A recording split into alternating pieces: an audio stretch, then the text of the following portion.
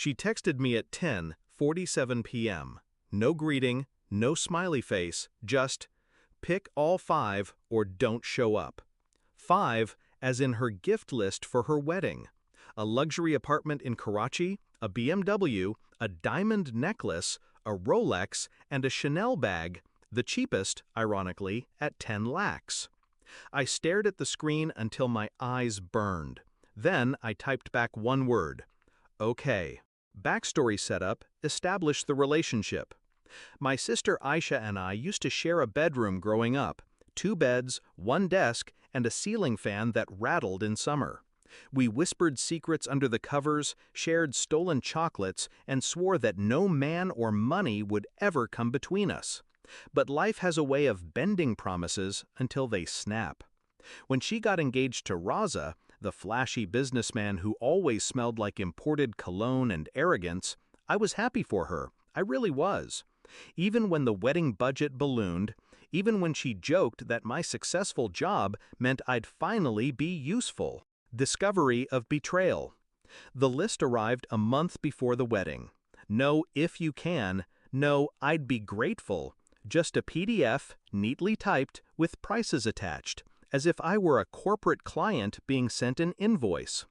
I picked the Chanel bag, quietly, without fuss, a gift I could afford without draining my savings. 2 hours later came the text, the ultimatum. When I called, she didn't pick up. When I showed up at her apartment, she didn't open the door. But I heard her voice inside, laughing with Raza. She was saying, she'll cave, she always caves. That's when the air went cold in my lungs.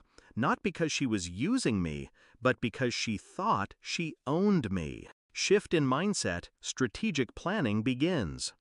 I didn't rage, I didn't cry. I went home, sat at my desk, opened my laptop, and began moving pieces.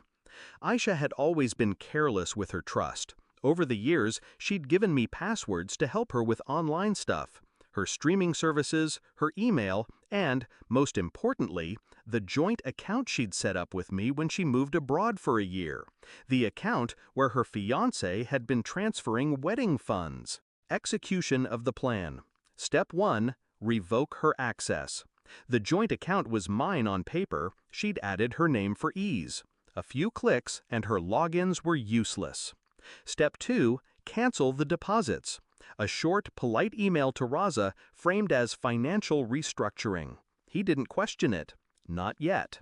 Step 3, social perception. I posted a vague but pointed message on Facebook. Some weddings are built on love, others on credit. It took exactly 12 minutes for one of her friends to screenshot it and send it to her. Step 4, timing. I waited until the week of the wedding to send my final text. Don't worry, I'll bring all 5 gifts to your reception. Climax and confrontation. The reception hall glittered with chandeliers and fake smiles. She was draped in gold and arrogance. Raza hovered by her side like a trophy. When she saw me, her smirk was victorious. "So, did you bring them?" she whispered, the words dripping with smugness. I smiled. "Every single one." I handed her a velvet box. She opened it in front of her friends. Inside, 5 tiny cards, each with a printed image of her gifts: apartment, BMW, necklace, Rolex, Chanel, stamped in bold red letters, access revoked, payment canceled. The blood drained from her face. She glanced at Raza, who was already pulling out his phone, eyes dark. In that moment, the noise of the hall seemed to fade. I saw her jaw tighten, her fingers curl, her perfect image crack under the weight of humiliation, resolution, and emotional release. I left before the screaming started, before the rumors spread across the hall like spilled wine. In the parking lot, I sat in my car, hands steady on the wheel. For the first time in years, I felt untied. She had wanted to buy my silence, my loyalty, my presence. Instead, I gave her something better, a mirror, and the truth. Some bonds break quietly. ours shattered loud enough for the whole city to hear.